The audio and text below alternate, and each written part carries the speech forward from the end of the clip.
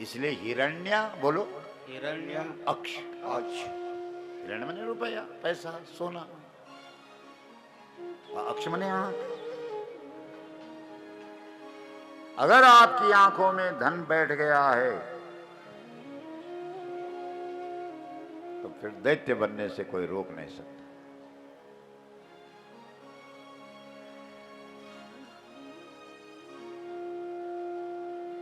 और हमारा क्षेत्र तो नैन, बोलो जोर से बोलो, बाघ। गोस्वामी तुलसीदास जी ने बाघ को सत्संग बताया। बाग में नहीं बगीचा, बाग बगीचा, इसीलिए तो यहाँ इतने बड़े बगीचे हैं।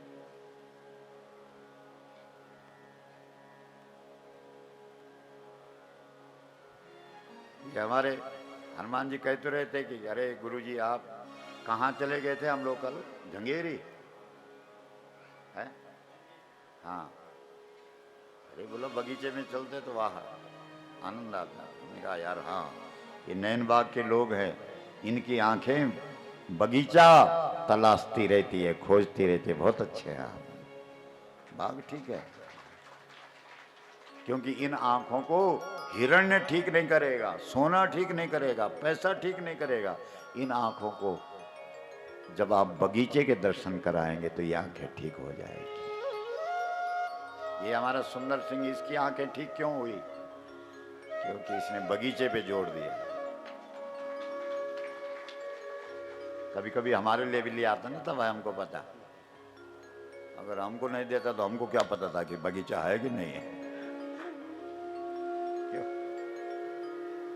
और आज सुबह तो वो जो मटर दिए ना, अरे साहब कमाल, क्या स्वाद है उनमें। नहीं, ऐसी ऐसी चीजें दिया करो यार। दाल भात खाई खाई मर गया हम तक।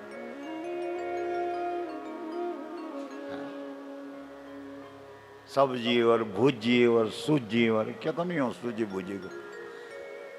जे टाइम पर भूख थे तब रिका दिन ही नहीं, अब भूख चौने अब जंदा। बोलो गौ माता की जय। हर हर महादेव।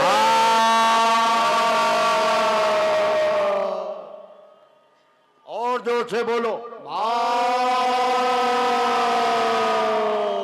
अपनी जुबान की शादी किससे करवा दो? कल करवा तो दी, तलाक कर दिया रात ही रात।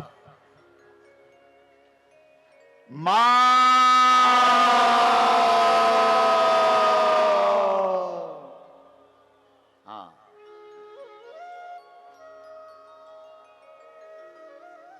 उनके चक्कर में मत जाओ जो 3 बार बोले वो गया। सज्जनो, ये जो हिरण्याक्ष और हिरण्यकशिपु 2 हैं, ये कैसे पैदा हुए? शाम का समय, शाम का समय किसके खाते में है? किसके नाम पे जुड़ा हुआ है? गाय। सुबह का समय ब्रह्म मुहूर्त ईश्वर के नाम पर जुड़ा हुआ है। सुबह 3:30 बजे से 4:30 बजे क्या होता है? बोलो ब्रह्म मुहूर्त। मुहूर्त, ये मुहूर्त किसका है? ब्रह्म का। लेकिन शाम का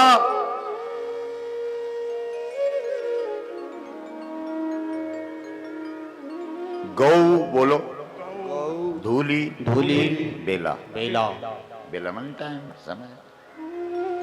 शाम का समय किसके नाम पर चढ़ गया? गाय। सुबह 3:30 बजे नहीं उठते हो तो अपराध ईश्वर का करते हो, लेकिन शाम को अगर नहीं जगते हो, नहीं उठते हो तो गौ माता का अपराध करते हो। सुबह किसी ने अपराध किया हो और उसके घर में दैत्य आया हो, ऐसी कोई कथा नहीं मिलती। लेकिन गौ धूली बेला का जिसने अपमान किया उसके घर में दैत्य आया। क्योंकि शाम का समय किसका है? गाय का। जंगल से घर आती है और जिस समय गोधूली बेला होती है उस समय अपने अपने घर में हाथ जोड़ करके खड़ा किसका स्वागत करना चाहिए? गायों का। वृंदावन की गोपियां तो जब जंगल से गौएं चर करके आती हैं तो आरती की थाली सजा करके रखती हैं। ओम जय जय गौ माता मैया जय जय गौ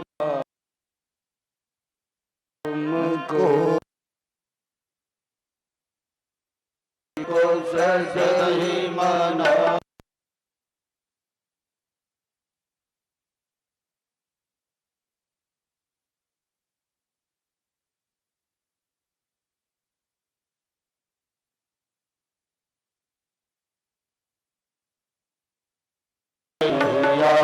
मैया का प्रगति मैया इसी मंडल ने लीनो मुझ मंडल ने लीनो काम धेनु मैया जय जय गो माता कोटि 33 देवता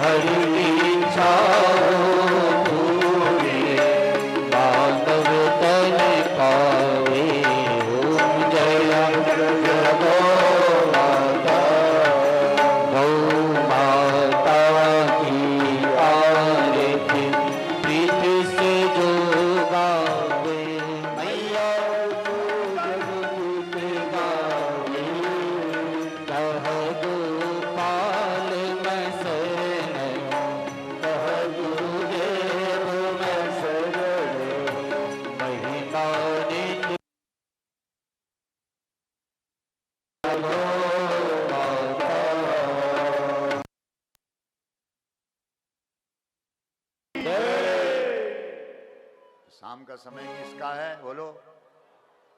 अगर शाम के समय में कोई अपराध कर दिया तो सबसे ज्यादा असर किस पे पड़ेगा? संतान पर। इसलिए संतानें किसकी बिगड़ती हैं? जो शाम का अपराध करते हैं। और शाम का अपराध मतलब गाय का अपराध। जो गौ का अपराध करते हैं उनकी संतानें बिगड़ जाती हैं।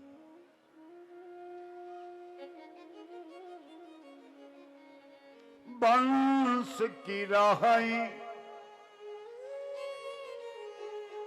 दुजियन हित कीने। जो गौर ब्राह्मण का अनित करते हैं उनका वंश वंश की रहें, क्या उनका वंश रहेगा? मतलब ही नहीं उठता कि रह जाए। आजकल हर आदमी किसके पीछे पड़ा? इन दोनों के, नहीं?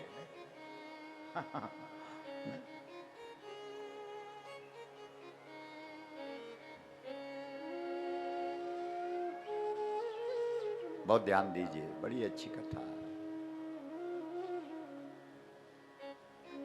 शाम का समय भोग का नहीं है, योग का है। जब गोधूली बेला है, जिस समय गौएं घर आ रही, उस समय हर व्यक्ति को अपना संबंध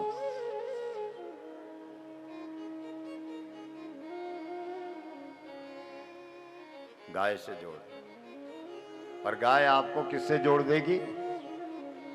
ईश्वर से जोड़ देगी, भगवान से जोड़ देगी। और क्या करें, बोलो।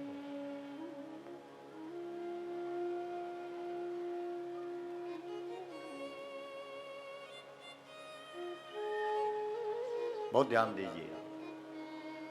लेकिन कश्यप महाराज की पत्नी दिति ने उस समय शाम के समय पर अपने पति पर जोर मारा, ए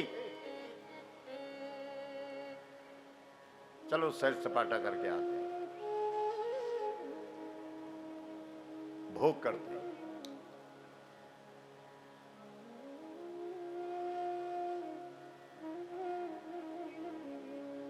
कई लोग होते हैं शाम को ही घूमने जाते हैं, नहीं, घूमने जाना है तो दिन को जाओ, अति हो गई तो रात को जाओ, लेकिन शाम सुबह नहीं।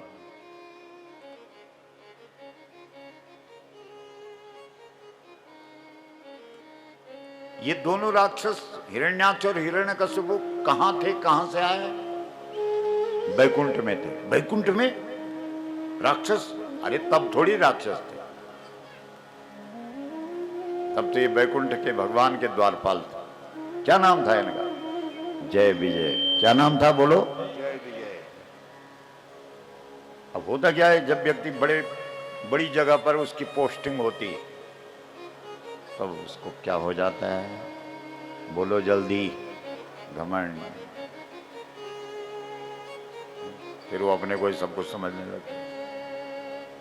कोई भी आए, ए महाराज चलो खड़े हो जाओ। एक बार बैकुंठ में कौन आ गए? सनकादि ऋषि, बड़े बड़े महात्मा, जिनको देख करके भगवान भी खड़े हो जाते हैं। उनको कह रहे हैं, ए महाराज रुको, कहां जा रहे हो? इतना बड़ा हो गया तो, इतना बड़ा व्यक्ति बन गया तो कि संत महात्माओं को धमका रहा है कि रहे नीचे बैठो।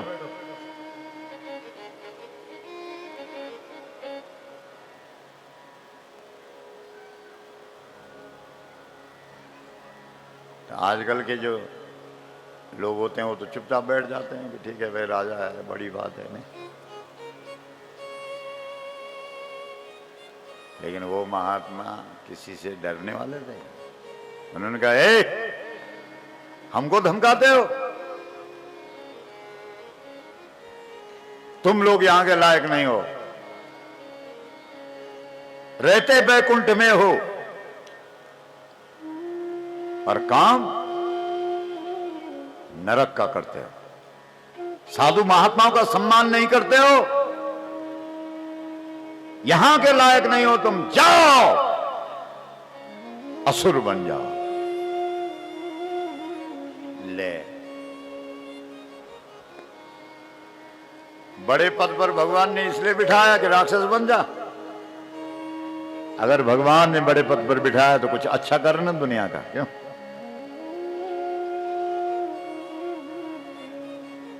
बहुत काम की बातें। जब भगवान तुम्हें बड़े पद पर बिठाए, अच्छा करना, बड़े काम करना, घमंड मत करना, ये मतलब। लेकिन होता क्या है, जैसे आदमी बड़े पद पर बैठता है, क्या हो, सबसे पहले उसको क्या आ जाता है? मैं। और क्या छूट जाती है? मां।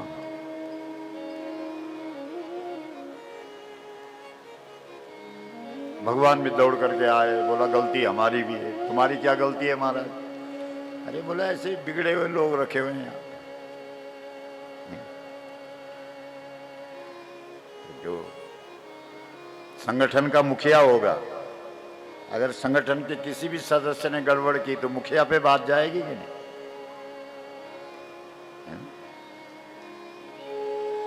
वो हमारे पहाड़ों में कहते हैं कि जब चोट मारते हो तो किसको लगती है? जो मूल है नीचे, क्या बोलते हैं उसको? अछान।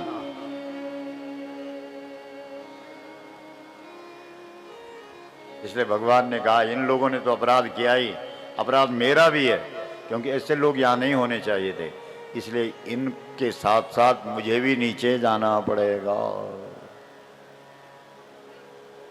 इसलिए वो दोनों जय और विजय। और एक बात ध्यान रखना, जब व्यक्ति एक बार नीचे चला जाएगा तब ऊपर आना बहुत मुश्किल है, फिर जल्दी वापसी नहीं होगी, मतलब ही नहीं होगी। इसलिए एक बार पतन हो गया, इसलिए पहले जन्म में वो राक्षस बने, हिरण्याक्ष और हिरण्यकश्यप। फिर वहां भगवान को भी जाना पड़ा। हिरण्याक्ष के लिए तो वो इतना खराब था जो उसके लिए भगवान को भी बहुत ऐसा शरीर धारण करना पड़ा, जिस शरीर को हम लोग बड़ी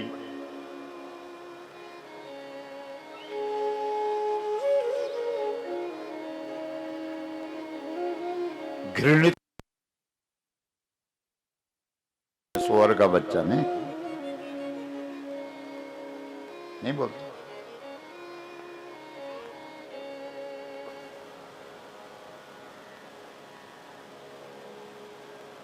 हमारी मां भगवती जगदम्बा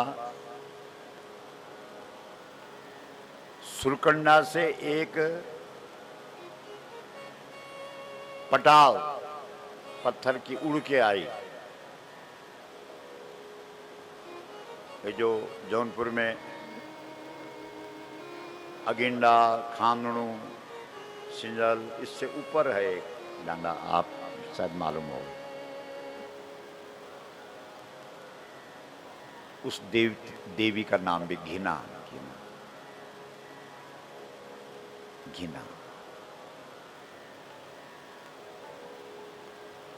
घृणा शब्द का अपभ्रंश है घृणा।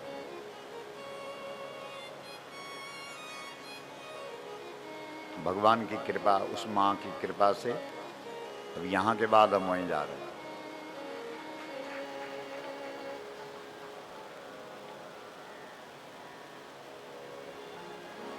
अभी नैनीताल में थे तो वहां 4 दिन रहे। हमने कहा शहर है, ज्यादा क्यों रहना है यानी। नैनबाग गांव है, नेगियाना है, तो यहाँ 7 दिन रह रहे हैं। क्यों? सुंदर सिंह 7 दिन से कम छोड़ता है? लेकिन वहां कुछ भी नहीं है, न वहां गांव है, न वहां झोपड़ी है। वहां हम 9 दिन रहेंगे। बोलो गौ माता की जय। मां। और वहां चर्चा होगी भगवती की।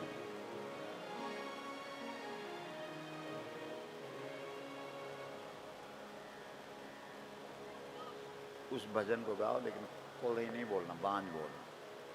तू रेंदी बांझ का बीच।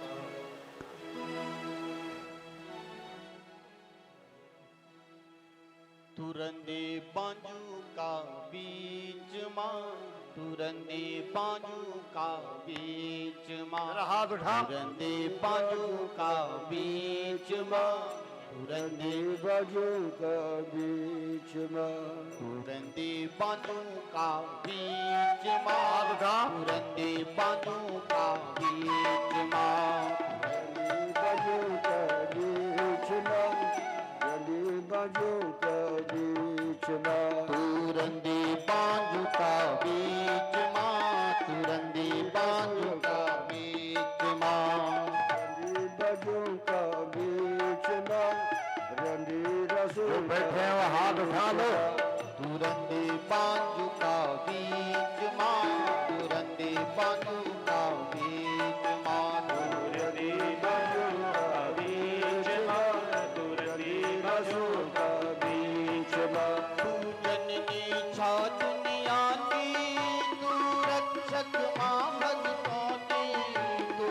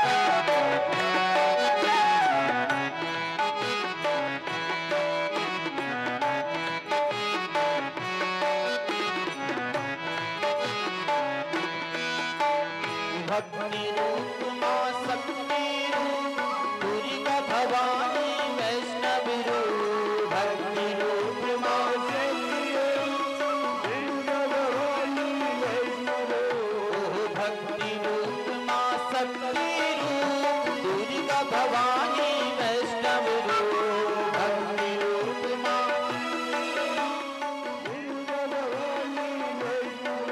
बड़ा बड़ा बड़ा सीध पेट माँ तुरंती पाँच का बीच माँ बड़ा बड़ा सीध पेट माँ तुरंती पाँच का बीच माँ तुरंती पाँच का बीच माँ तुरंती पाँच का बीच माँ तुरंती पाँच का बीच माँ तुरंती पाँच का बीच माँ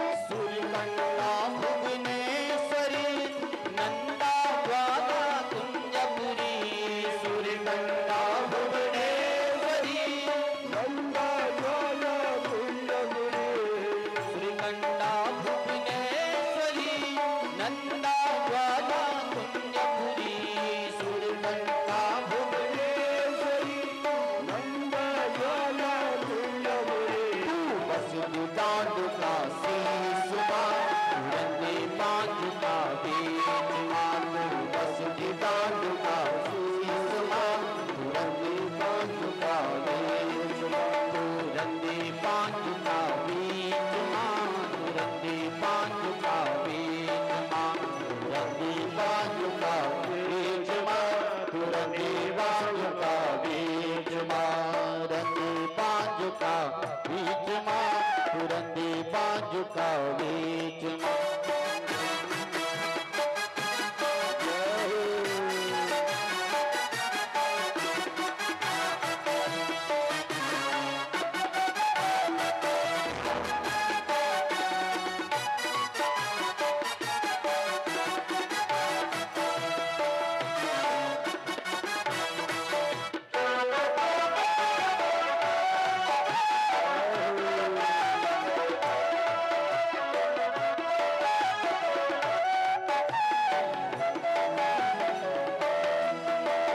चंद्र बदनी मनसा माँ गंगा यमुना काली माँ चंद्र बदनी मनसा माँ गंगा यमुना काली माँ चंद्र बदनी मनसा माँ गंगा यमुना काली माँ चंद्र बदनी मनसा माँ गंगा यमुना काली माँ बस निगाह का पंच माँ तुरंती पाँच का बीच माँ तू बस निगाह का पंच माँ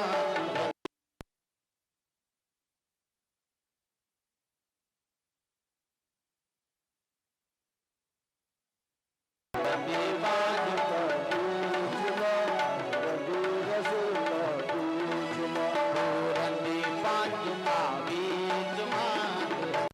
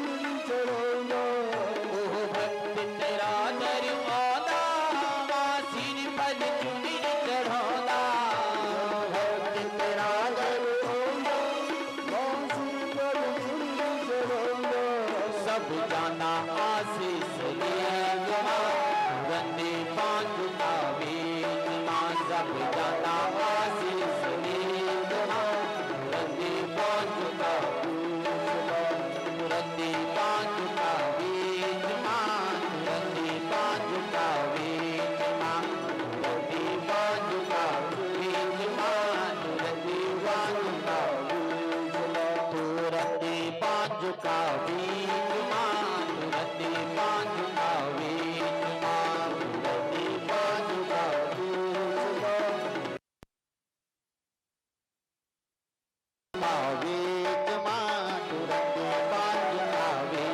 माँ रंदी बांधू का बीज माँ रंदी बांधू का रंदी बांधू का बीज माँ रंदी रसूल का बीज माँ रंदी बांधू का बीज माँ रंदी रसूल का बीज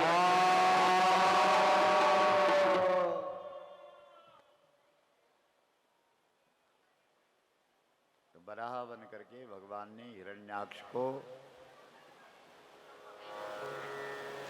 उसका उद्धार किया, पृथ्वी को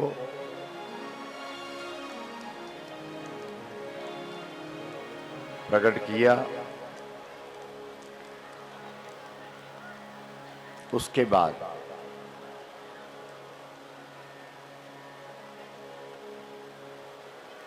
ब्रह्मा जी की काया के दो भाग हुए, शरीर के दो भाग, एक से मनु और एक से शत्रुपा।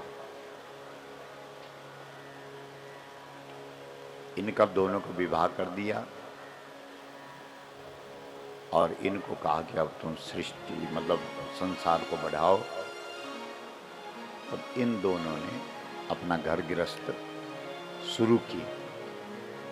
तो इनके घर में फिर 3 पुत्रियां हुई, 3 बेटियां हुई और 2 पुत्र हुए।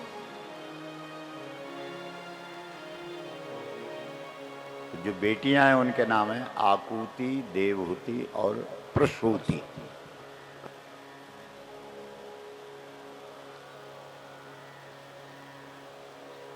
और जो पुत्र हैं उनके नाम है प्रियव्रत और उत्तानपाद। ये 2 नाम हैं और 3 बेटियां। तो इनके घर में अचानक एक दिन नारद जी आ गए। आप अपने घर को ऐसा बनाओ कि कोई न कोई साधु महात्मा अपने आप आ जाए।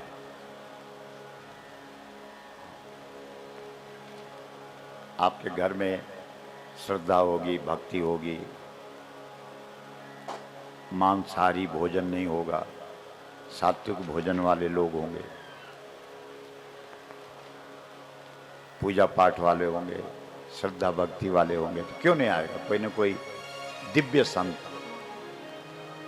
सामान्य मांगने वाले तो सबके घर में आते हैं। हमारा पहाड़ में बोला बतेरा जोगी आंदा झोलियों लेकर दिन भर घूमदा नहीं पौंदा भीख। उनकी बात नहीं कर रहे हैं। नारद कोई सामान्य महात्मा थोड़ी है, तो देव ऋषि है। देव ऋषि माने देव पुरुष, देव महात्मा।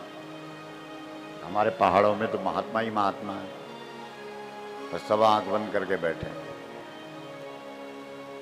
क्योंकि उनको लगता कहाँ जाएं, किसके पास जाएं, कोई है ही नहीं जिसको दर्शन दे। समझ रहे हो? लेकिन अगर हम थोड़े भी हमारा खान पान ठीक हो जाए, हमारा रहन सहन ठीक हो जाए, हमारा आचार विचार ठीक हो जाए। देखो रोज तुम्हारे घर में अगर महात्माओं की लाइन न लगी रहे, तो कौन से महात्मा? जो पहाड़ों के अंदर बैठे हैं उनकी बात कर रहा हूँ। हमारे जैसे कई मिल जाएंगे, उन महात्माओं की बात कर रहे हैं हम लोग। समझ रहे? देव ऋषि नारद कोई सामान्य महात्मा है।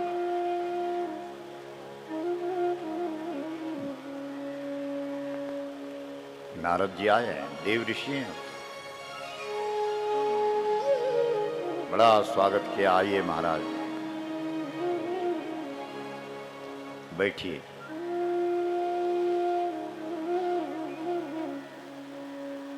नारद जी ने कहा भाई तुम लोग सब ठीक है, प्रसन्न हैं, सुखी हैं?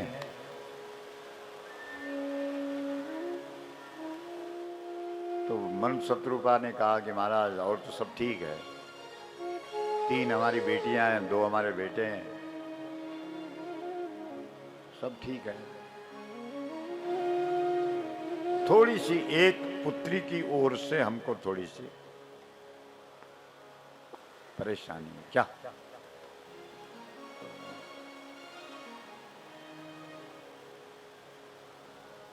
उसका ध्यान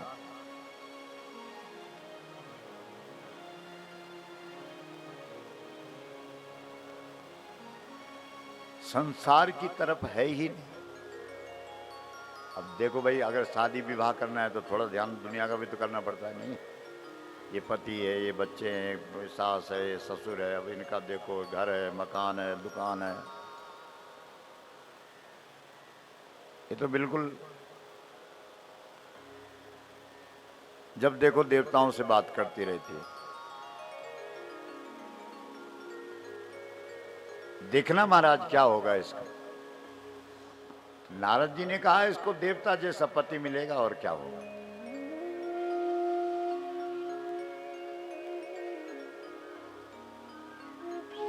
माँ बाप ने कहा कौन है वो देवता जैसा पति? बोला है एक ऋषि,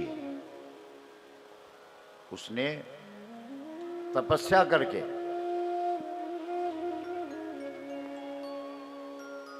10,000 वर्ष तक तपस्या की,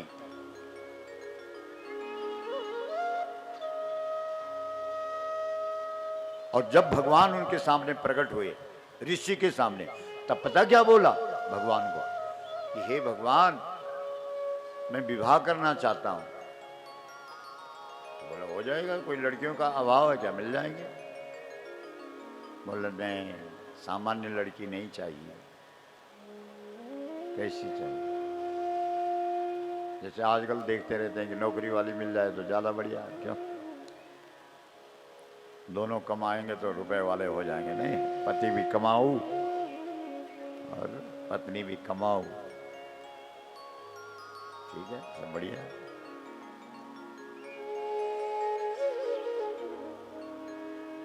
कर्दम ऋषि ने कहा मुझे कमाऊ नहीं,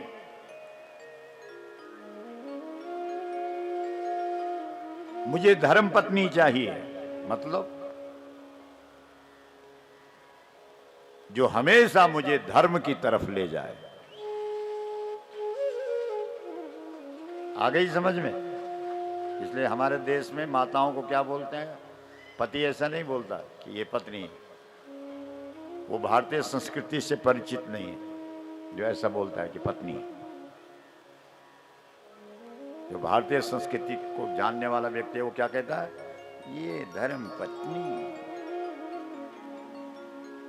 और धर्म पत्नी का काम क्या है माता लोगों बताओ? पति को पकड़ पकड़ करके कहां ले जाना है? आलू लगाने। तो बोल क्यों नहीं रहे हो फिर?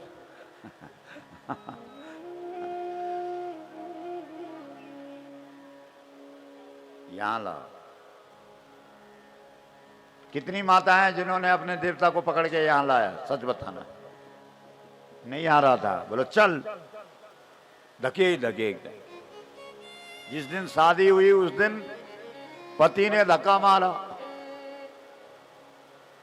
और अब जब कथा हो रही है तो किसको धक्का मारना पड़ रहा है? पत्नी को। किसे? अपने पति को। चल चल मेरा घोड़ा चल।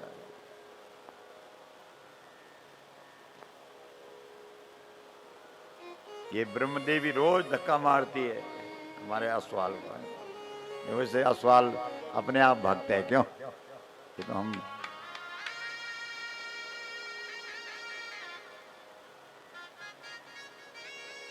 ठीक है। जितनी माताएं यहां बैठ रखी हैं,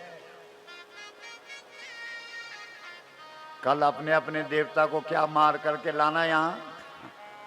मार के डंडा मत मार देना, धक्का मार।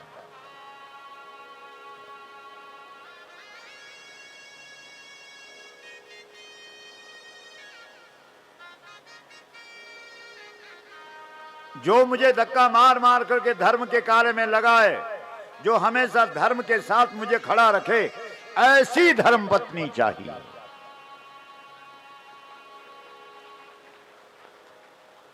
पत्नी नहीं जो पतन करे, ऐसी नहीं। आजकल तो एक तीसरा भी नाम चल पड़ा, वाइफ। वो विकास नगर से नीचे नीचे होती है, उससे ऊपर नहीं। चमड़े का बैग लेकर के आगे आगे, बेचारा पति चूहे की तरफ पीछे पीछे, वाइफ।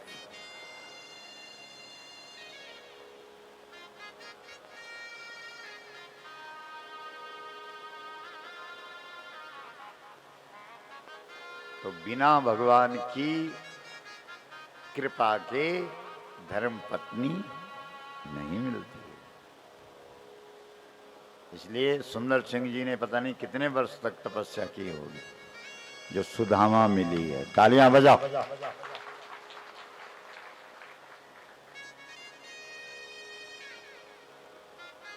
नहीं तो अच्छा काम घर में पति करे और पत्नी अगर कैकेयी के रोल में आ गई, खाना पीना बंद कर दिया, तो पति कहेगा नहीं करो, उनको तक नहीं करो, तू चुप। नहीं होता, ऐसा होता है।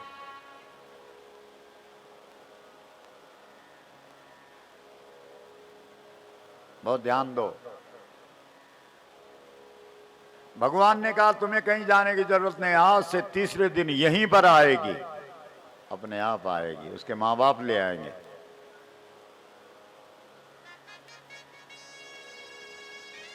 और बेटियों को ये ध्यान रखना चाहिए कि जहां माँ बाप कहें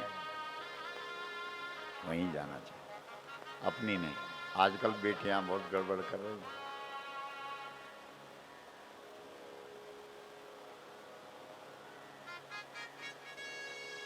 खास करके विधर्मियों के पीछे दो ही प्रकार के लोग तो हैं दुनिया में, एक गाय मानने वाले, पूजने वाले, और एक गाय को खाने वाले।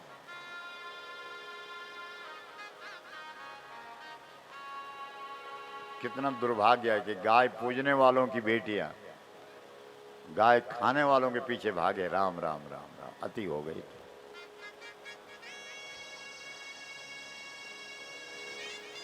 इसलिए तो हम कथा में बोला करते हैं कि बेटियों को लाओ, बेटों को लाओ, संस्कार पड़ेगा।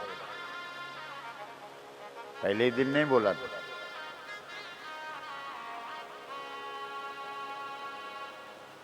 हमारे यहाँ एक बेटी है, उसका नाम है सावित्री। क्या नाम है?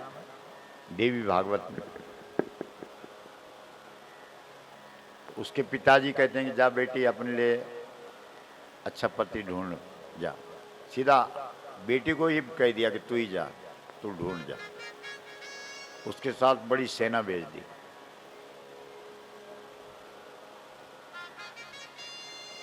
उसने बड़े बड़े राज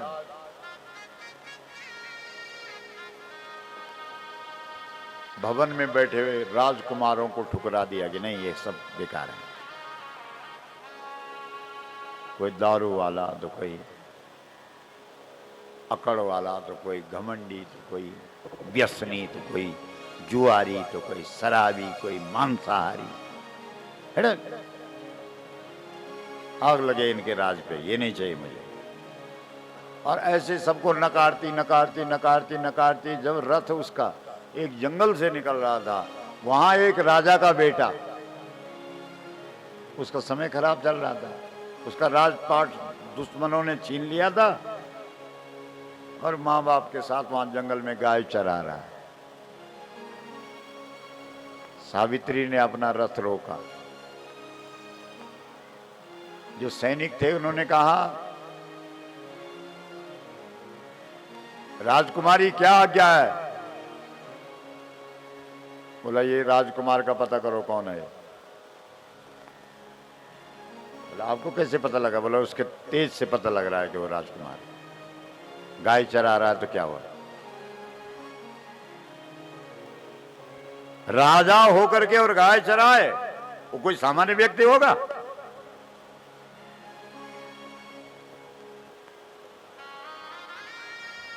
सैनिक गए राजकुमार के पास, कौन है आप? बोला हूं तो राजकुमार। क्या नाम है आपका? बोला सत्यवान। क्या नाम है? आप राजकुमार हैं? हाँ। तो फिर यहाँ क्या, जंगल में क्यों, गायों के पीछे क्यों? बोला समय खराब चल रहा है, मेरे पिता का राज्य शत्रुओं ने छीन लिया।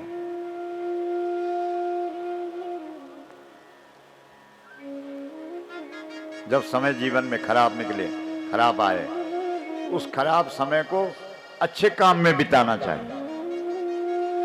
और दुनिया में सबसे अच्छा काम किसकी सेवा है? गौ माता। जोर से बोलो। गौ माता।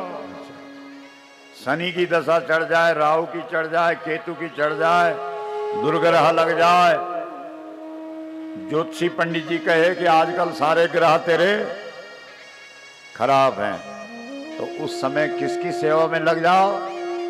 जोर से बोलो। गौ माता। फिर देखना सारे ग्रह ठीक हो जाएंगे।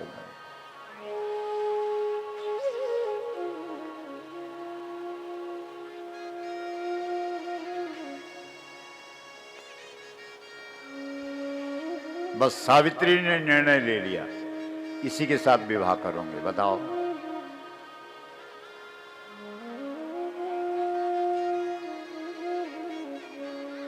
जो आपत्ति के समय में, विपदा के समय में किसकी सेवा में लग गया?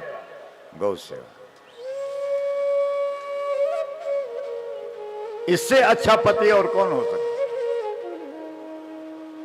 उनका चयन नहीं किया जो राजगद्दी पर थे, उन राजकुमारों को छोड़ दिया, इसको बस निर्णय ले लिया।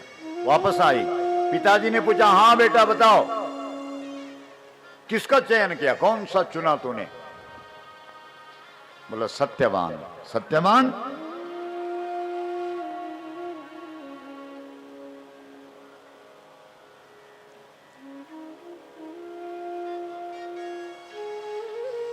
पिताजी ने अपने गुरुजी से पूछा, नारद जी भी वहीं थे राजभवन में। नारद गुरु कोई छोटे मोटे नहीं है। नारद, गुरुदेव देखना जरा ये जो सत्यवान है इसका क्या है, क्योंकि आप तो भूत भविष्य सब जानते हैं, इसकी जन्मपत्री देखिए, बताइए। नारद जी ने कहा देखना क्या है, न उसके पास राजपाट है,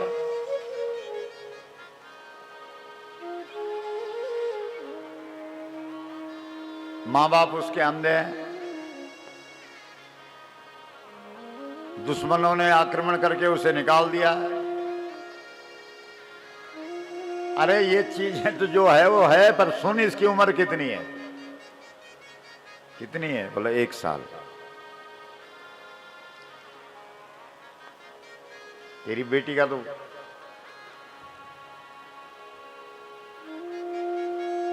1 वर्ष आयु है उसकी। राजा एकदम चौंका, चिल्लाया, है पुत्री तूने क्या कर दिया? ये उसके साथ विवाह नहीं हो सकता जिसकी आयु 1 वर्ष है, और राजपाट भी नहीं, क्या देखा तूने उस पर? सावित्री ने कहा, पिताश्री मैंने उसकी गौ सेवा देखी। सुन रहे हो? ये बेटियां, ऐसी बेटियां थी इस देश में जो राज नहीं देखती थी, पाठ नहीं देखती थी, ऐश्वर्य नहीं देखती थी, वैभव नहीं देखती थी, धन दौलत नहीं देखती थी, रूप नहीं देखती थी, विद्या नहीं देखती थी, क्या देखती थी? गौ सेवा। बोलो, आजकल तो बाप कहता है मेरी बेटी तुम्हारे घर में गोबर नहीं उठाएगी। हाँ, गाय तो नहीं है तब नहीं देता मैं। गाय नहीं, गाड़ी चाहिए।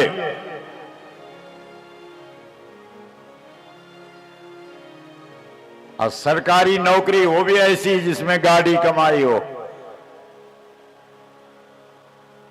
तब मिलेगी बेटी। सुन रहे हो? सुंदर से तुमको तो नहीं हुई मुसीबत जब बहुए लाई? अच्छा, ये और सबसे पहले पूछेंगे देहरादून में मकान है कि नहीं।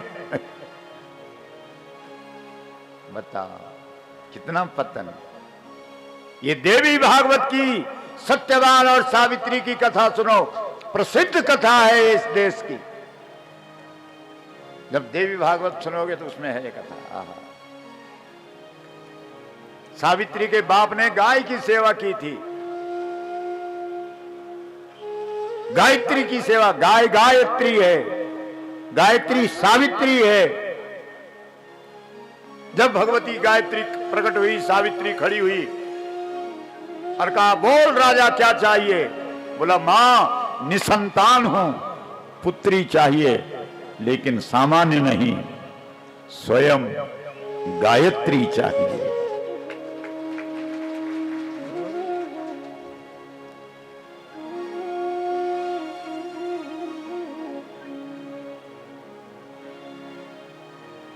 बाप ने कह दिया ये विवाह नहीं होगा। 1 साल में जो जिसकी उम्र खत्म है, चलो हम मान लेते। नारद जी को पूछा, गुरुदेव आपकी क्या राय है? बोला, बिल्कुल नहीं।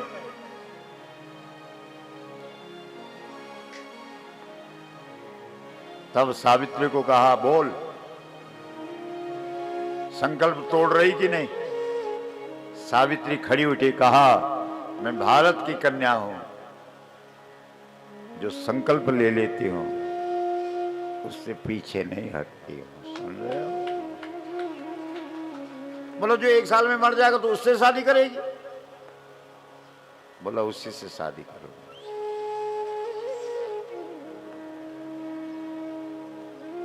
एक स्त्री थी, अपने पति की सेवा कर रही थी।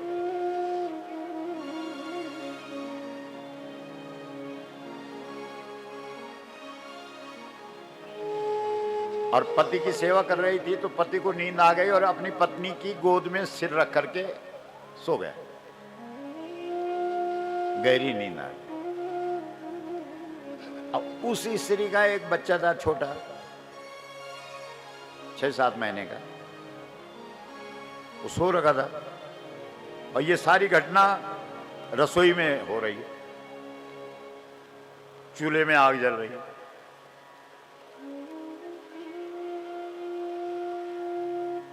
बच्चा उठा, चलने, वो हाथ पैर से चलने वाला हो गया था।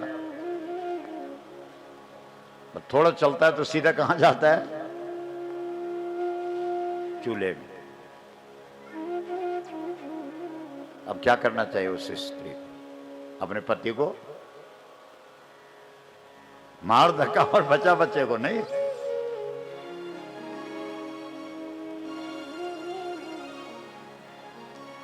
उठी नहीं। क्यों नहीं उठी? उसने कहा, मेरे देवता आराम कर रहे हैं, अगर मैं हिल गई उनकी तो नींद ही खुल जाएगी।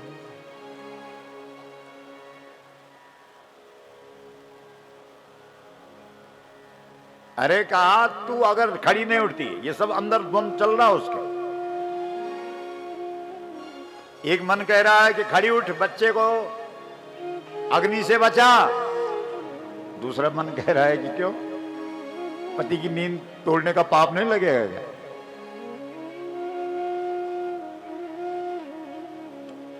अरे ओ जल्दी निर्णय ले, बच्चा जाने वाला है। और इतने में बच्चा चूल्हे में पड़ गया।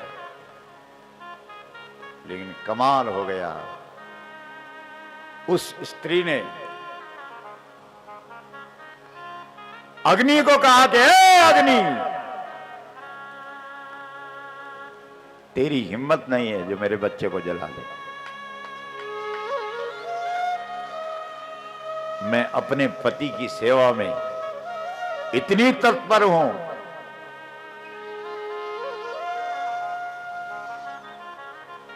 कि किसी भी देवता की हिम्मत नहीं है जो मेरे बच्चे का अहित कर ले। बोला तो आग पानी बन गया।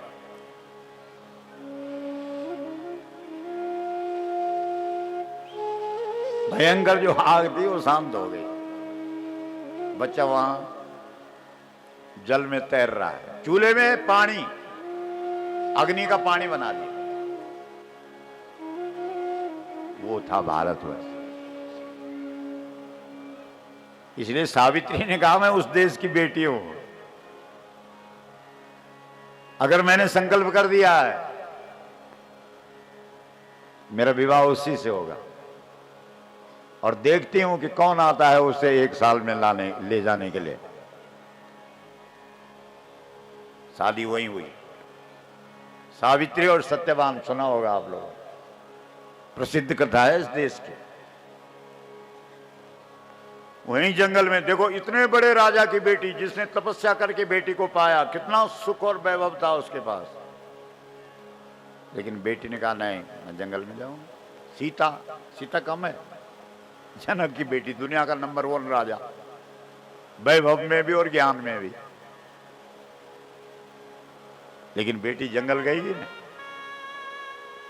तो सावित्री और सत्यवान अपने, सावित्री बूढ़े ससुर जो अंधे हैं, ससुर और सास दोनों, उनकी सेवा करती है, और जंगल में एक छोटी सी झोपड़ी, 2 फट्टे ऊपर रख दिए, छोटा सा चूल्हा बना दिया।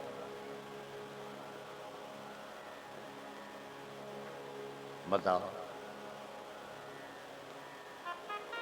वन्य फल माने जंगल में जो फल मिलते हैं उससे गुजारा कर रहे, फिर भी चेहरे पे मुस्कान है। एक दिन पतिदेव चूल्हे के लिए लकड़ी लाने के लिए पेड़ पे चढ़ा। वो आखिरी दिन था, उस दिन मौत, अब मौत को तो बहाना चाहिए ना। ये कहने की बात है कि दुर्घटना हुई और मर गया, अरे मौत को आना था तो कोई ना कोई बहाना बना देते। जहर पिया और मर गया, आग लगी और मर गया, पहाड़ से गिरा और मर गया, बुखार आया और मर गया।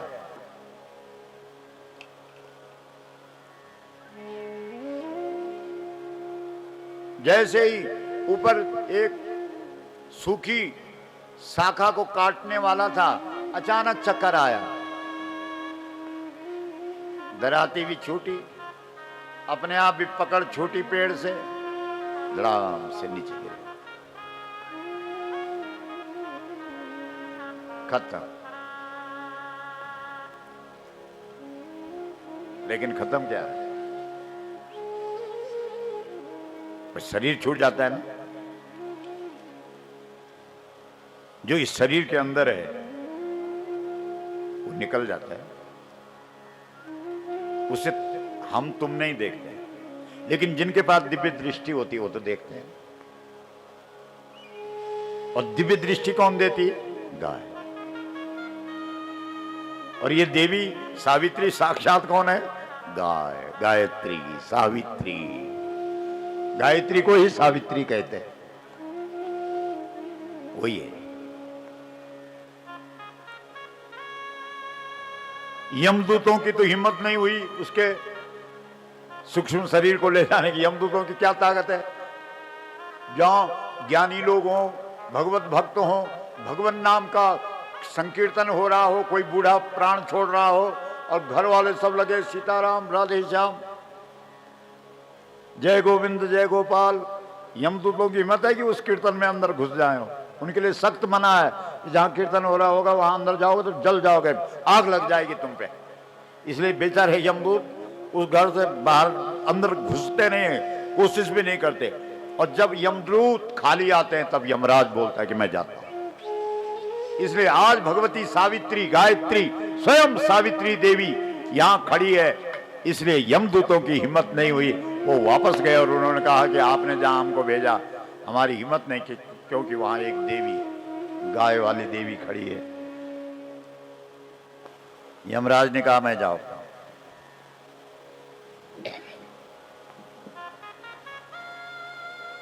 जब यमराज आया, सावित्री ने उसको भी देख लिया। दिव्य दृष्टि है ना, दिव्य दृष्टि माने देव दृष्टि। देव दृष्टि माने देवताओं को देखने की दृष्टि। यहां पता नहीं कितने देवता आ रखे होंगे, आप क्या समझ रहे? दिख रहा तुम्हें डोली दिख रही, लेकिन डोली में जो देवता है वो दिख रहा है? नहीं दिख रहा। लेकिन सावित्री ने यमराज देवता को देख लिया। यमराज भी तो देवता है, मृत्यु का देवता। सावित्री ने कहा ठहरो मृत्यु के देवता, रुको। रुक गया वो। सावित्री बोले और कोई दुनिया का देवता रुके ना, रुको, रुक गए।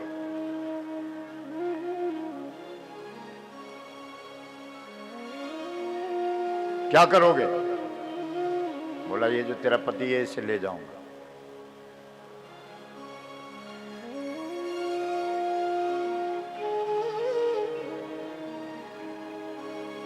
पर एक बात है, इतनी दिव्य दृष्टि आज तक किसी की मैंने नहीं देखी जो तुम्हारे पास है। देवी तुम साक्षात गायत्री सावित्री हो। मैं भी आपके दर्शन से धन्य हुआ, और केवल धन्य नहीं हुआ, प्रसन्न भी हो गया। अपने पति को छोड़ करके कुछ मांगना चाहती हो तो मांग लो। मैं देवता हूं, मैं दे सकता हूं,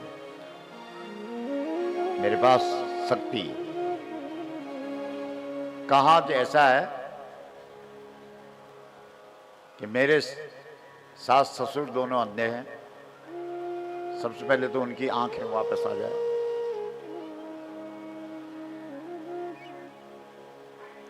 दूसरा, उनका राज्य शत्रुओं ने छीन लिया, वो राज्य वापस मिल जाए। बड़ा प्रसन्न हुआ यमराज, बोलो दे दिया वरदान जा। यमराज ने कहा एक बात है, पति मुर्दा बनकर के सामने पड़ा और सास ससुर की चिंता करे, ऐसी बहू तो हमने पहली बार देखी है। बोलो,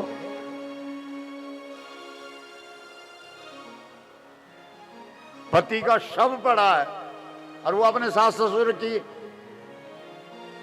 बल्कि गाली दे सकती है, उनका हित नहीं चाह सकती। इसलिए हे देवी, आपने जो अपने सास ससुर के प्रति अपनी मर्यादा और अपना धर्म और आपकी निष्ठा अपने सास ससुर के प्रति, सास ससुर गुरु सेवा करेऊ, पति रुख लखी आयसु अनुसरो, हम बहुत प्रसन्न हैं। हम चाहते हैं कि आप एक वरदान और मांगो। बड़ी लंबी, हम तो सार सार बता रहे हैं। सावित्री ने कहा दुनिया में कोई भी लड़की पैदा होती है, उसकी दो ही इच्छाएं होती है। एक इच्छा होती है कि एक अच्छा पति मिले,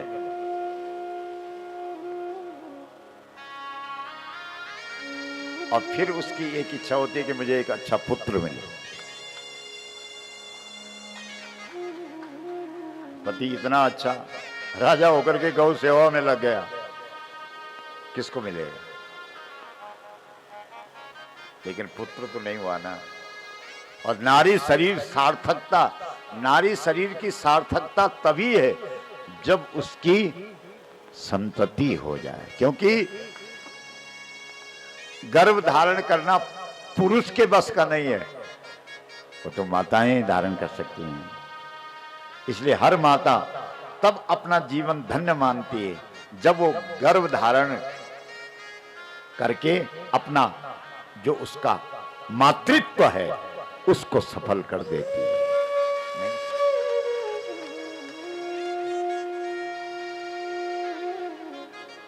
सावित्री जी की अच्छी अच्छी बातों को सुन करके यमराज और प्रसन्न हुआ, कहा जाओ पुत्र दिया।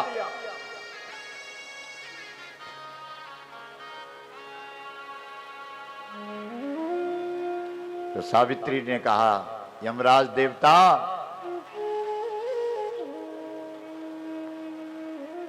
अगर मेरे पति को तुम ले जा रहे हो तो पुत्र कैसे हो सकता है? तुम क्या सोच रहे हो कि मैं अमेरिका की स्त्री हूं? मैं तो भारत की नारी हूं।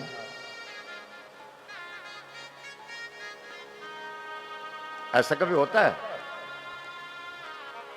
कि पति हो ना हो और पुत्र हो जाए? यमराज बेचारा सोच में पड़ गया, बोला हाँ गड़बड़ तो हो गई, ये क्या कह दिया। बोला ये ले, ये रखा तेरा पति, ले जा।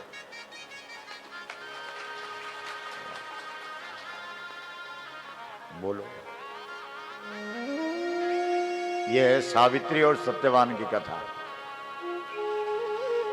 ये देवी भागवत में है। सोचो, गाय वाली माताओं के सामने यमराज की बोलती बंद और विधाता का विधान फेल।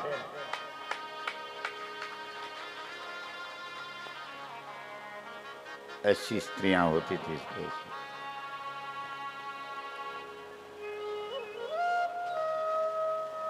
एक देवी थी, उसके पति ने भी अपनी पत्नी के गोद में सिर रख करके वो सो गया। इतने में सूर्य अस्त होने लगा।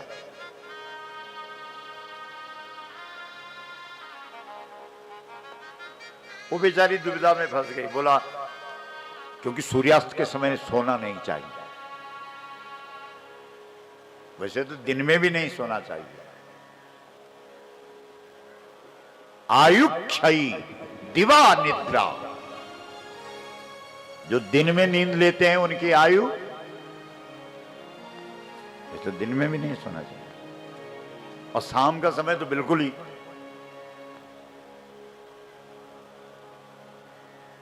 अब पति सो रहा है, सूर्यास्त होने वाला है,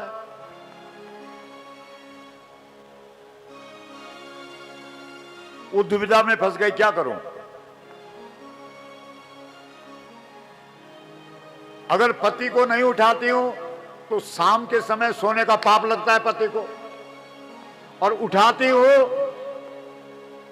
तो मुझे पाप लगता है। अब अपना देखूं या इनका देखूं।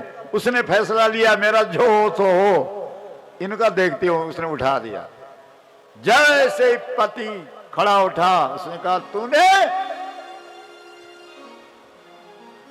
मुझे नींद से उठा दे। बोला देख नहीं रहे हो, सूर्यास्त हो रहा था। तो कहता है कि देवी, ये भारत का ऋषि है, अगर वो शाम के समय पर सो रहा था तो सूर्य की क्या मजाल कि वो अस्त हो जाए। ऐसे ऐसे ऋषि और ऐसी ऋषिकाएं थी इस देश में। बोलो सूर्य की ताकत थी कि मैं सोता रहता और वो अस्त हो जाता। ये कैसे सोच लिया? इतना भरोसा क्यों नहीं किया तूने अपने पति पे? ये भरोसा क्यों टूटा तेरा? तो छोड़ के चला गया।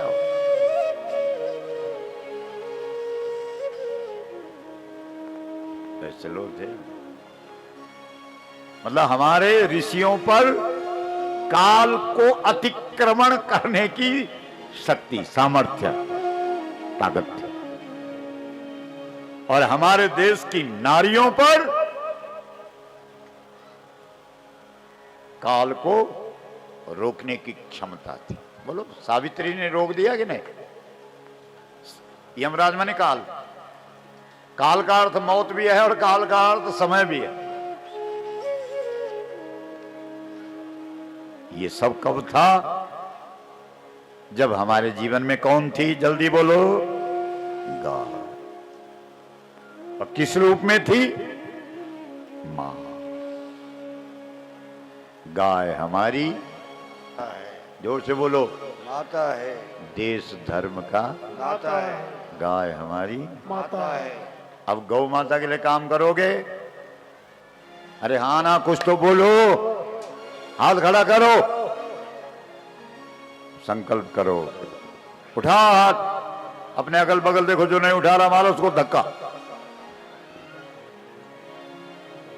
जीवन भर बोलो, जीवन भर गौ माता के लिए, गौ माता के लिए, उसकी प्रतिष्ठा के लिए, उसकी प्रतीक्षा के लिए, उसके प्राणों के लिए, उसके प्राणों के लिए जीवन भर जीवन भर संघर्ष संघर्ष करते रहेंगे, करते रहेंगे, चाहे उसके लिए हमें कितना भी बड़ा सा बड़ा बलिदान देना पड़े।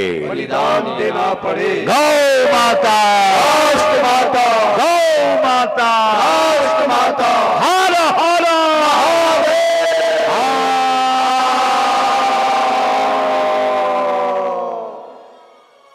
प्राण जाए पर वचन जाए तो जिबड़ी रही टूटी गए।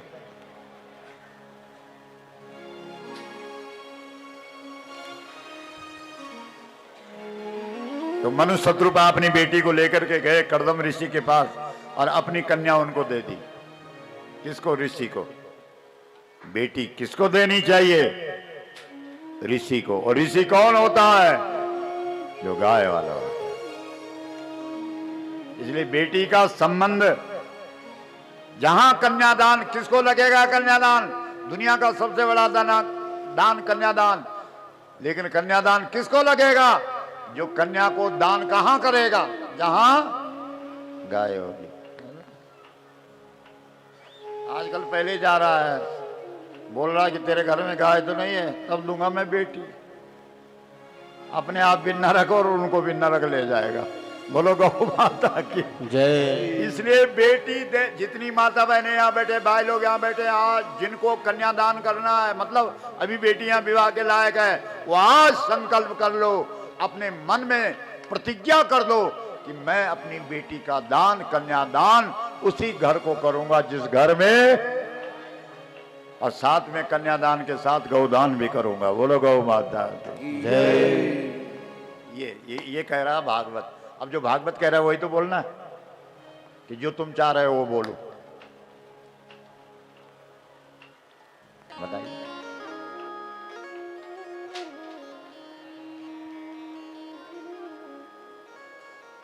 बताओ। ये लाखी सिंह कहाँ है? लाखी सिंह पंवार साहब, तुम्हारे घर में बहुएं आ गई? इनके घर में 17 गाय। खड़े उठो जरा, तालियां बजाओ और धन्यवाद दो इसके बहू के माँ बाप को, जिन्होंने लाखी सिंह की गाय देख करके अपनी बेटियां इनकी बहू के रूप में दी हैं। तालियां बजाओ। और धन्यवाद दो सुंदर सिंह की बहुओं के माँ बाप को,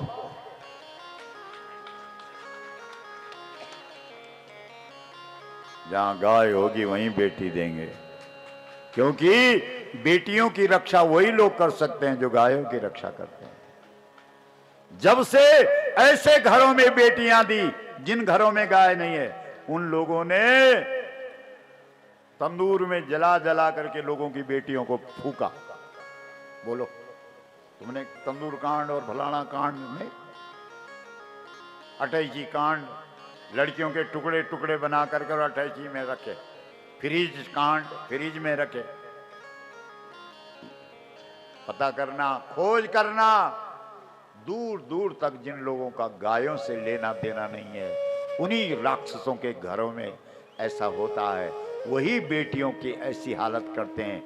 गाय वाले तो पत्ता तोड़ते हुए भी ये प्रार्थना करते हैं कि हे घास के पत्ते, मैं तुझे इसलिए तोड़ रहा हूं क्योंकि तुझे मेरी गौ माता खाएगी और तेरा घास होना सफल हो जाएगा।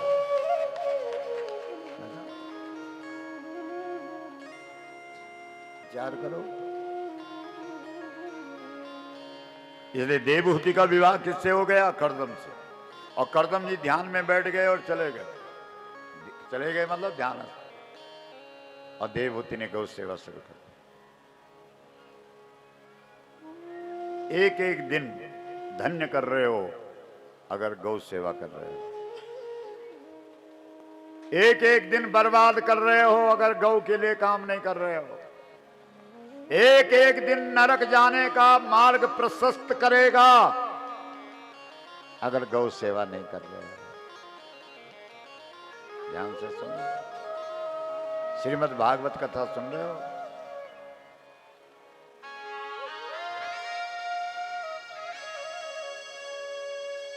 और ये गौ टीका कोई नहीं सुनाएगा तुम्हें। लोग गाय को अलग करके तब भागवत सुनाते हैं, लेकिन ये व्यासपीठ जो भी सुना रही है वो श्रीमद् भागवत से सुना रही है, गौ टीका सुना रही है।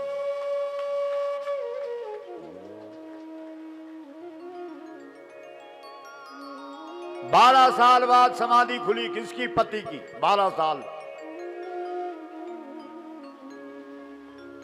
12 वर्ष तक पति के नाम पर गौ सेवा करने वाली या तो श्रीमद् भागवत की देव होती है या हमारे गढ़वाल की रामी बौराणी है, जिसने 12 साल तक प्रतीक्षा की है पति की।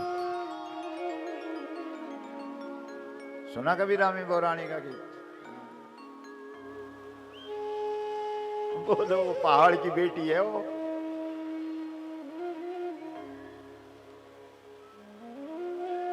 कहीं दूसरे जगह की होती तो पता नहीं कहां मिलती, मिलती भी कि नहीं मिलती।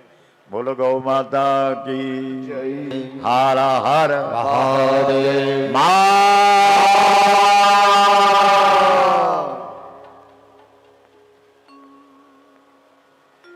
जब समाधि खुली तो उसने तुरंत गाय का दूध में जौ का सत्तू, जो गाय को खिला करके जौ बाहर आया और उसका सत्तू बना करके दूध में घोला है और वो दिया अपने पति को। पति कह रहा कौन है आप? क्योंकि 12 वर्ष हो गए। अगला ध्यान में था। अरे बोला पत्नी हो आपकी? बोला कब हुए फेरे? बोला 12 साल पहले। ओहो,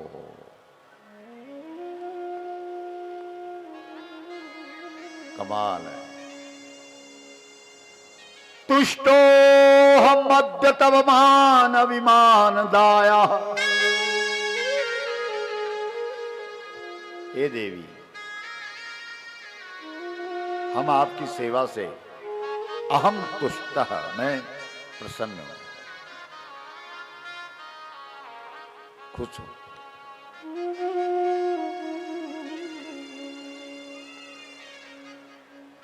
पति जब प्रसन्न हो जाए तब वो सामान्य पति नहीं रहता, तब वो परमेश्वर हो जाता है। ध्यान रखना। लेकिन प्रसन्न करना बहुत मुश्किल होता है।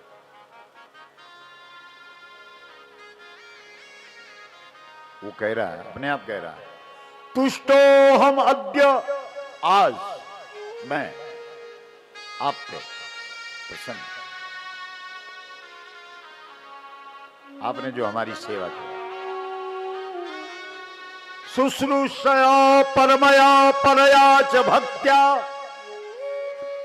आपने जो सेवा की, आपका जो हमारे प्रति प्रेम है, आपका जो समर्पण और त्याग है, उससे हम खुश हैं। बोलो क्या चाहती हो?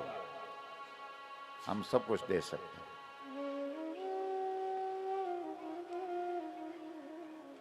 इसने भी वही कहा, हर नारी 2 चीज चाहती है, एक उसे अच्छा पति मिले और एक उसे अच्छा पुत्र मिले।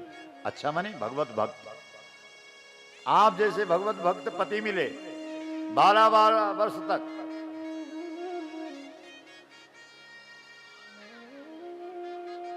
भगवत भजन में खोए हुए,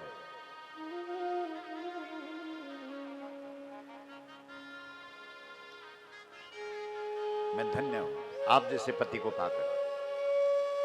लेकिन अब चाहती हूं कि एक पुत्र हो जाए जो भगवत भक्त हो, भगवान का भक्त हो।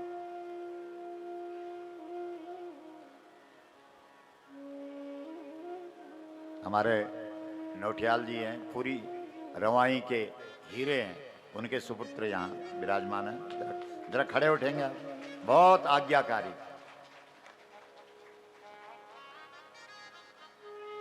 बहुत अच्छा है बेटा। एक पुत्र, एक भगवत भक्त।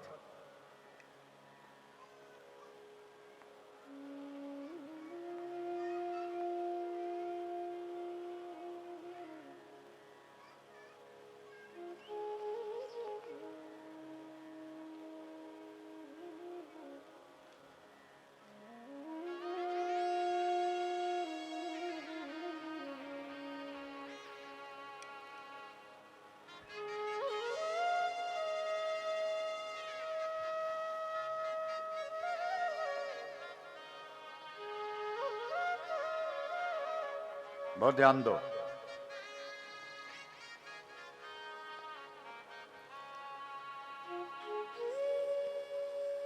तुम्हारे घर में भगवत भक्त पैदा नहीं होगा जी।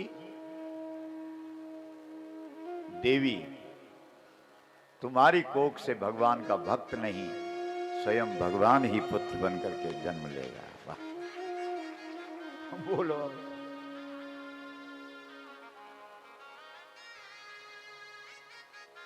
श्रीमद् भागवत के अंदर बड़ा लंबा चौड़ा प्रसंग है, 37 पेज है भागवत के अंदर,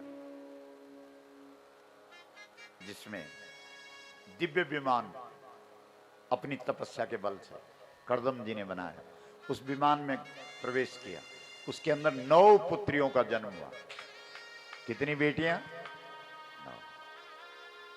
और बेटियों में, इस घर में जो माँ बाप है उनको किसके दर्शन हो रहे हैं? देवियों के। जिस घर में बेटियों में माँ बाप को देवियों के दर्शन होते हैं, उसी घर में फिर भगवान बेटा बन करके पैदा होता है। सोचो, वो 9 बेटियां नहीं, देवियां, 9 दुर्गा है वो। अगर तुम्हारे घर में एक पुत्री हुई है तो समझ लो दुर्गा एक आ गई। शैलपुत्री 2 हो गई तो ब्रह्मचारिणी भी आ गई, 3 हो गई तो चंद्रघंटा भी आ गई, 4 हो गई तो कुष्मांडा भी आ गई, 5 हो गई तो स्कंद माता भी आ गई, 6 हो गई तो कात्यायनी, 7 हो गई तो कालरात्रि भी पहुंच गई, और 8 हो गई तो महागौ माता भी आ गई है, और 9 हो गई तो सब सिद्धियां घर में आ गई। है कोई यहां 9 बेटियों वाला? इनाम देंगे उनको।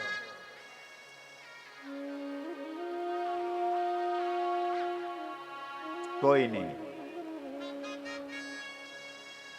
सारे भाइयों को मिला करके मत बोलना है। 3 भाई हैं, तीनों की 3 है तो 3 3 9 नहीं, एक की ही 9 चाहिए। बोलो गौ माता की जय। हर हर महादेव। और जोर से बोलो। ये दुनिया का सबसे पावरफुल शब्द है।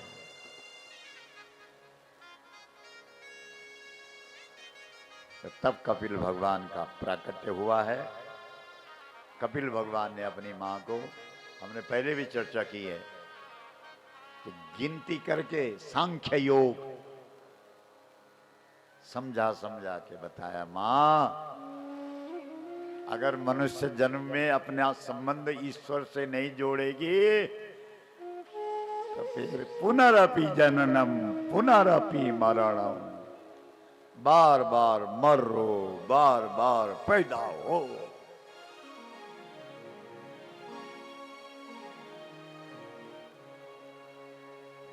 मां छटपटाई, कहा तम गताहम शरणम शरण्यम स्वभृत्य संसार तरु कुठारम। देवहूति मां ने अपने बेटे के पैर पकड़ लिए। सुन रहे हो? ज्ञान के लिए पुत्र के भी पैर पकड़ने पड़े, पकड़ लो। हाँ। ऐसे मत बोलना कि मैं तो बाप हूं।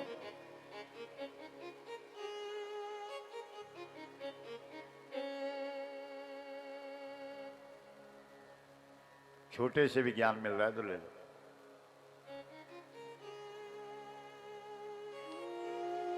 जिज्ञासया हम प्रकृते पुरुषस्य नमामि। देख लो, नमामि बोल रही है किसको? बेटे को, पुत्र को। नमामि, नमामि का मतलब प्रणाम। अपनी मां कर रही है प्रणाम। किसको? पुत्र को। नमामि सद्धर्म विदाम वरिष्ठम नमामि सद्धर्म विदां वरिष्ठम।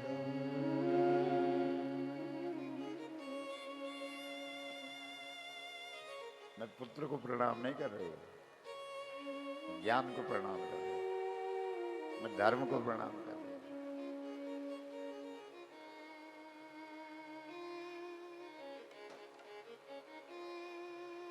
मेरी दुनिया को खत्म करो मेरे देवता। मेरे भगवान अपने पुत्र को कह रहे, हे मेरे भगवान, मेरी दुनिया उजाड़ दे। बोलो। और आप भगवान के पास जाकर के क्या कहते हैं? मेरी दुनिया बोल क्यों नहीं रहे? बसा दो। गुरु बनाओ इस माता को जो अपने पुत्र में भगवान को देख रही हो, फिर कह रही है मेरे भगवान मेरी दुनिया उजाड़ दे। अपनी कृपा को कुल्हाड़ा बना दे। और मेरी दुनिया पेड़ है, जैसे कुल्हाड़ा पेड़ को काट देता है, ऐसे ही अपनी कृपा से मेरी दुनियादारी को हटा दे, मिटा दे। बोलो देवहूति मैया की जय। बेटे ने कहा, मां तू क्यों नहीं गई पिता के साथ? क्योंकि पिता चला गया तब करने का। तू क्यों नहीं गई? अरे बोला मेरी ममता। बोला ममता ही तो नरक में ले जाती है।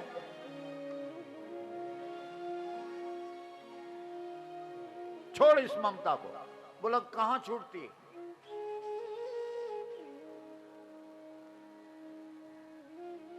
ज्ञान के द्वारा। मैं ब्रह्म हूं।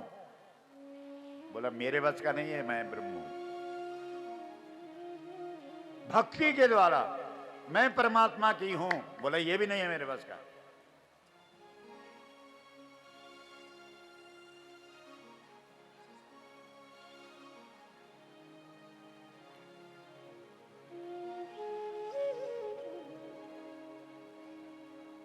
बोला जो भी कर्म करती है वो ईश्वर के लिए कर। बोला ये भी नहीं है मेरे बस का।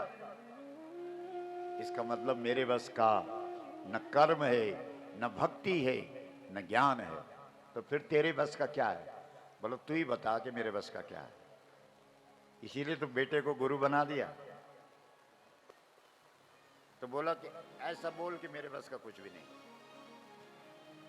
मेरे बस का कुछ भी नहीं। पर कहीं भी ऐसा मत बोलना कि मैं कर रही हूं, कि मैं करता हूं, कि मैं ये हो रहा है वो।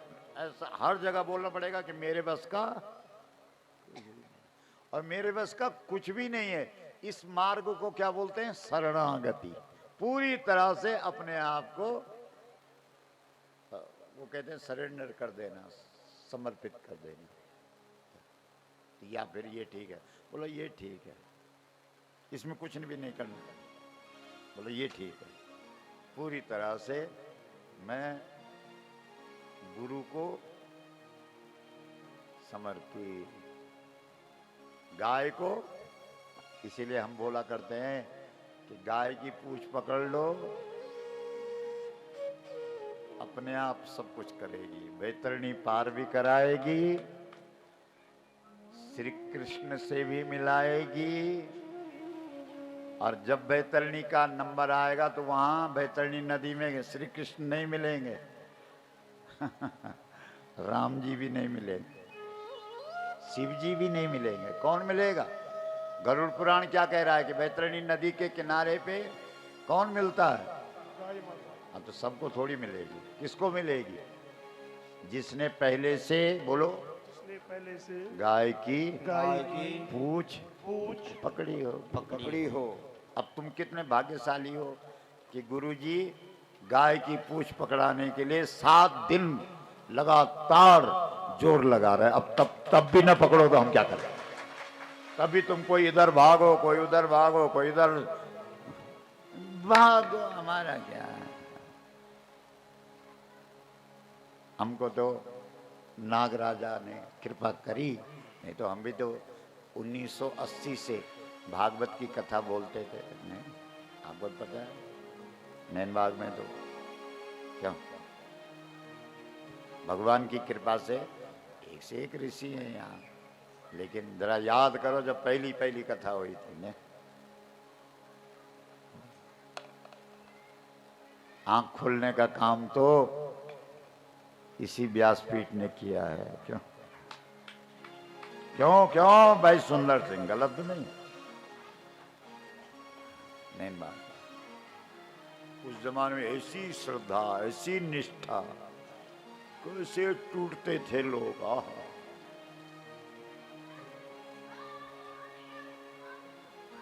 ठीक है। कथा करते करते करते करते करते करते करते पता लगा भागवत का निचोड़ गाय है, रामायण का सार गाय है, शिव पुराण का तत्व गाय है, वेदों का लक्ष्य गाय है, उपनिषदों का आराध्य गाय।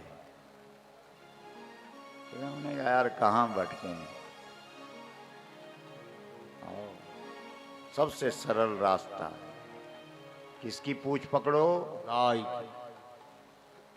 कौन नदी पार हो जाएगी? बैतरणी। बोलो सही है कि गलत है? सही है। अपनी तरफ से तो नहीं बोल रहे। कहीं किसी ग्रंथ में लिखा हो कि राम जी बैतरणी पार कराएंगे तो हमको भी दिखा देना उस ग्रंथ, जिससे कि हम भी थोड़ा बोलना शुरू कर दें। इसलिए बैतरणी पार कौन कराएगी? गौ माता। जोर से बोलो। गौ माता।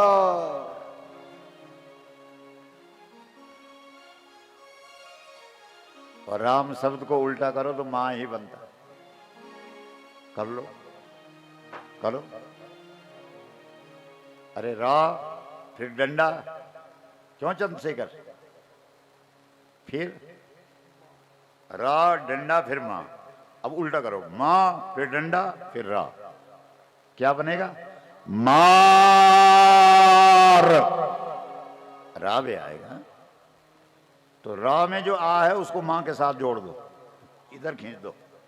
मतलब मां को इतना जबरदस्त कर दो कि रा बेचारा बिना आ का रह जाए, रा बिना आ के रह जाए।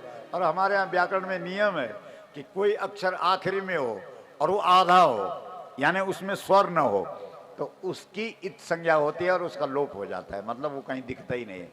तो रा तो कहीं दिखेगा नहीं, तो क्या बचा? हाथ खड़ा करके बोलो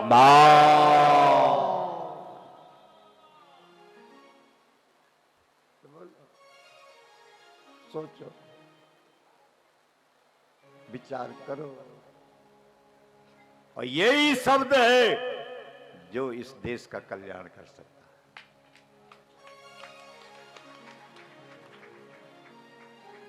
है। राम मंदिर तो बन गया, बना कि नहीं? क्या हुआ? क्या उपलब्धि बताओ दो जरा। जिस दिन इस देश के अंदर गौ हत्या पर प्रतिबंध लग जाएगा और गौ को मां का दर्जा मिल जाएगा, अगर पूरी धरती न बदल जाए तो एक दिन में, महीने की बात नहीं है।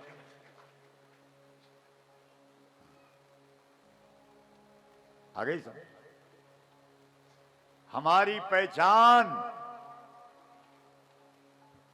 न राम है न कृष्ण है, ऐसा बोलने में हमें कोई संकोच नहीं। और वो बोल रहा है जिसने 20 साल राम कथा बोली, इसलिए हमें चैलेंज नहीं कर सकते आप। क्योंकि जो बिना राम कथा बोले वो बोले कि राम पहचान नहीं है, उस पर आप कह सकते हैं कि महाराज तू क्या जानता है कि राम क्या है? दुनिया में बहुत सारे लोग हैं जो राम के भक्त हैं, और जो इस धर्म के नहीं है वो भी। बोलो, श्री कृष्ण के भी बहुत भक्त हैं। एक मुसलमान भक्त था श्री कृष्ण का, क्या नाम था उसका? रस खान। देखो तालियां बजाओ।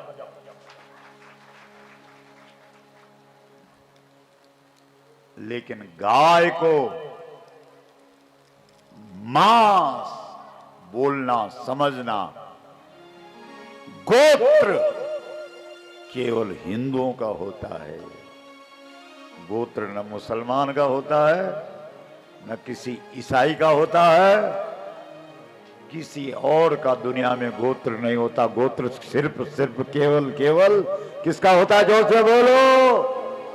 हिंदुओं का होता है और गोत्र शब्द का अर्थ होता है गो यानी गाय और त्र यानी रक्षा, यानी गौ को माता बोलने का जो प्रमाण है वो केवल हिंदू है। इसलिए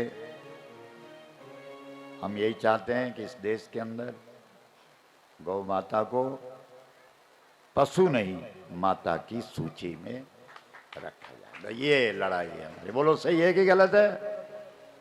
क्यों नहीं उठा रहे हो हाथ?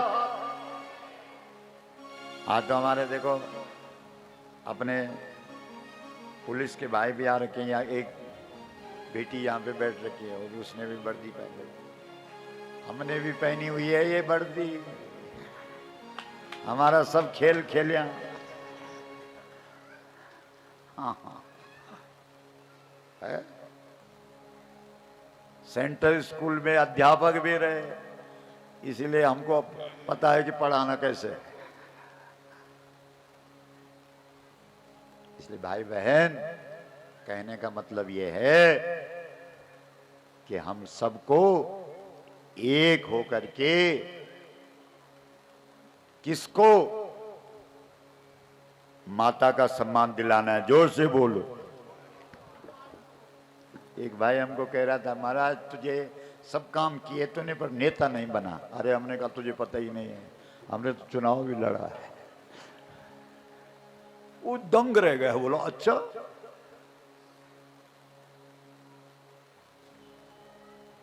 इसलिए हमको पता है कि क्या पिला पिला के वोट मिलते हैं।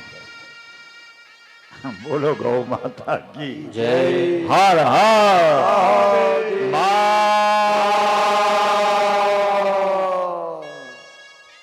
एक पत्रकार ने हमारा इंटरव्यू लिया, बोला जब रिजल्ट निकला तो कैसा लगा?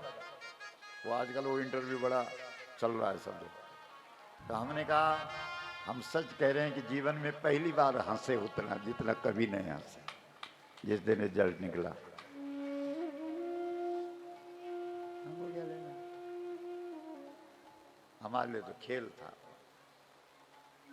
कहीं उस दरबार में कोई पूछे कि गाय के लिए सब कुछ किया पर ये नहीं किया, अब कोई पूछ नहीं सकता। बोला किया। हमारा मतलब तो केवल गाय जता नहीं, बल्कि रोना तो तब होता अगर जीत जाते। जिंदगी भर रोते तब तक, जब तक वहां का एक भी रुपए मिलता।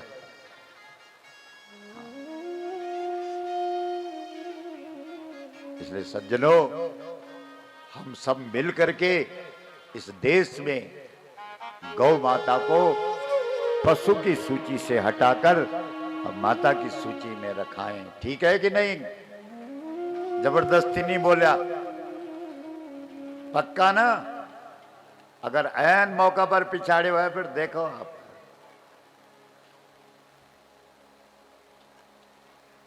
तो आज समय हो गया है। आज हमारे बीच में बहुत सारे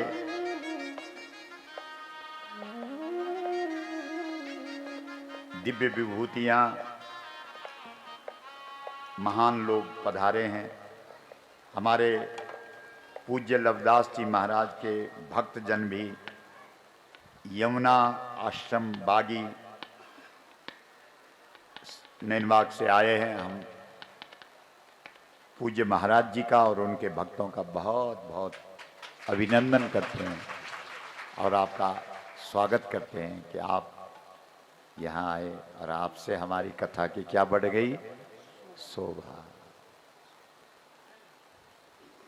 हमारे चंद्रशेखर नौटियाल जी जो कि हमारे पूज्य आचार्य जी के पुत्र हैं और बहुत विनम्र हैं और कथा प्रेमी हैं और एक ऐसे पिता का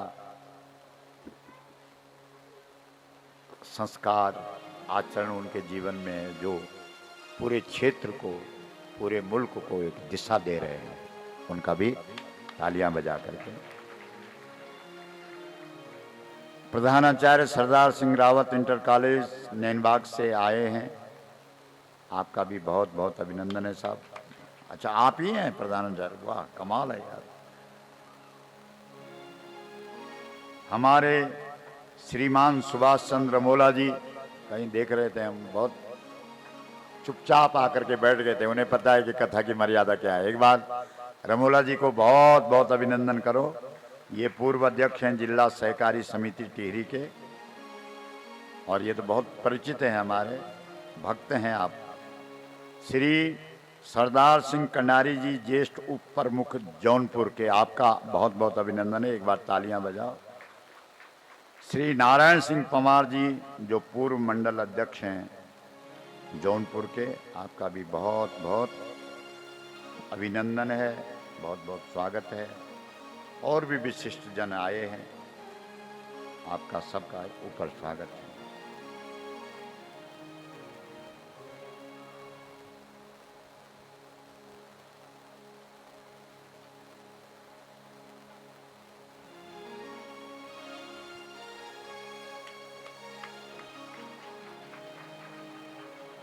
आइए रमोला जी।